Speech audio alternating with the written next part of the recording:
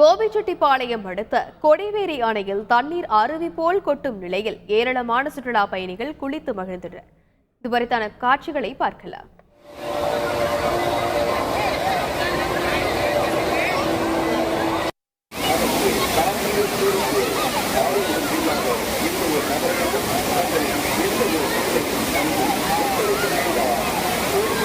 மது அருந்துவிட்டு வரும் எவரையும் கொடிவேரி அணையில் உள்ளே வர அனுமதியில்லை. கொடிவேரி அணையில் நீரின் கீழ் திருப்ப அனைவரும் உதவ வேண்டும்.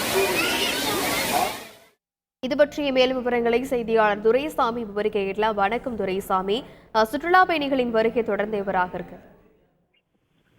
வணக்கம். கோபிச்செட்டிப்பாளையம் அருகே உள்ள கொடிவேரி அணையானது சுமார் 15 அடி உயரத்திலிருந்து அருவி போல கொட்டுவதால் ஈரோடு மாவட்டமின்றி பல்வேறு பகுதியிலிருந்து குடும்பத்துடன் ஆயிரக்கணக்கான சுற்றுலா பயணிகள் இங்கு வந்து குளிப்பது வழக்கம்.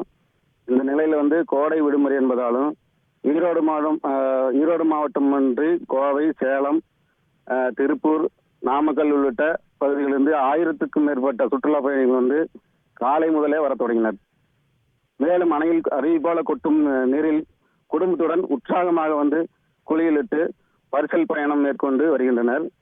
மேலும் கொடிவேரி அணையில் சுற்றுலா பயணிகள் குளித்து வரும் நிலையில் ஆழமான பகுதிகளுக்கு செல்ல வேண்டாம் எனவும் சுற்றுலா பயணிகளுக்கு சுற்றுலா பயணிகள் பாதுகாப்பாக குளிக்கிறதுக்கு போலீசார் பாதுகாப்பு பணியில் ஈடுபட்டு வருகின்றனர்.